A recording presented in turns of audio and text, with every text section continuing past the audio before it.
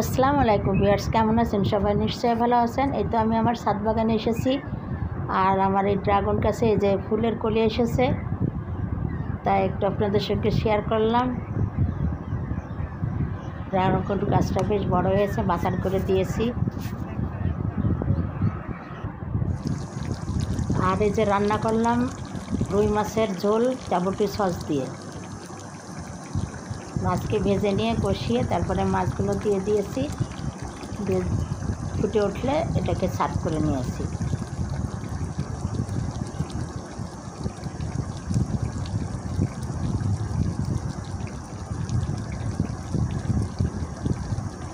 আমার মাছ রান্না করা হয়ে গিয়েছে।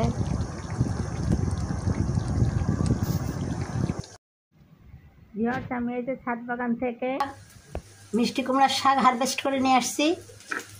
এখন এটাকে সিদ্ধ করে নিয়েছি কেটে, এখন আমি তেলে দেবো।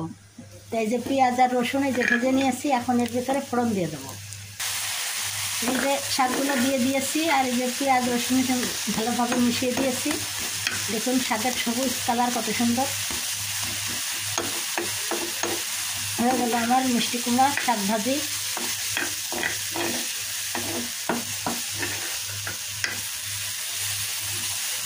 এখন আমি সার্ভ করে নেব।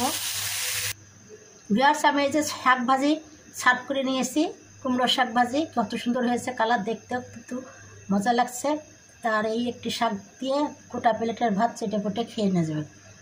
তা কেমন লাগলো আজকের আমার শাকের রেসিপি? নিশ্চয়ই ভালো লেগেছে। ভালো লাগলে লাইক কমেন্ট শেয়ার দিয়ে আমার পাশে থাকবেন।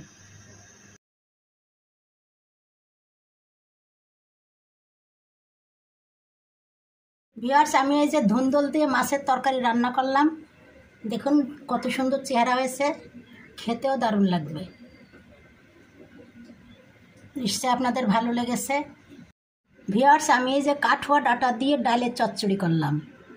এই কাঠুয়া ডাঁটা দিয়ে ডাল খুব মজা লাগে, খুবই মিষ্টি হয়, খেতে দারুণ লাগে।